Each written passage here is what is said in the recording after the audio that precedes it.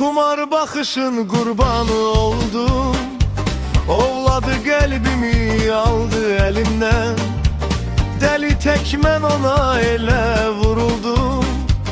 Məhəbbət nəğməsi düşmür dilimdən. Gecə dərdləşirəm ayla ulduzlar. Gündüzlər avarə divanəyəm mən. Mən necə ovudum yaramı duzla. Eşqinə kör olan pərvanəyəm mən. Baxanda gözünü çəkmə gözümdən. Sənə can deyəndə vurma sözündən. Sənin xəyalınla yaşamaq olmur. Gəl tut əllərindən, o dal közümdən. Baxanda gözünü çəkmə gözümdən. Sənə can deyəndə vurma sözündən. Sənin xəyalınla yaşamaq olmur. Gəl tut əllərindən, o dal közümdən.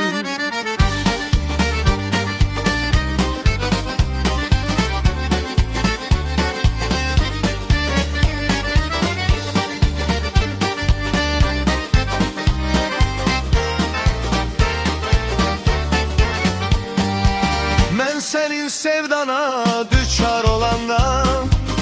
Ürəyim başalıb qaçır yanına. Necə sən almışsan ağlımı başımdan. Sən də sev məni aldana aldana. Gecə dərdləşirəm ayla ulduzlar. Gündüzlər avarə divanəyəm mən.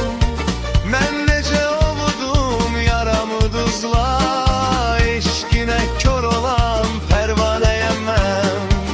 Baxanda gözünü çəkmə gözümdən. Sənə can deyəndə vurma sözündən. Sənin xəyalınla yaşamaq olmur. Gəl tut əllərimdən, o dal közümdən. Baxanda gözünü çəkmə gözümdən. Sənə can deyəndə vurma sözündən. Sənin xəyalınla yaşamaq olmur. Gəl tut əllərimdən, o dal közümdən.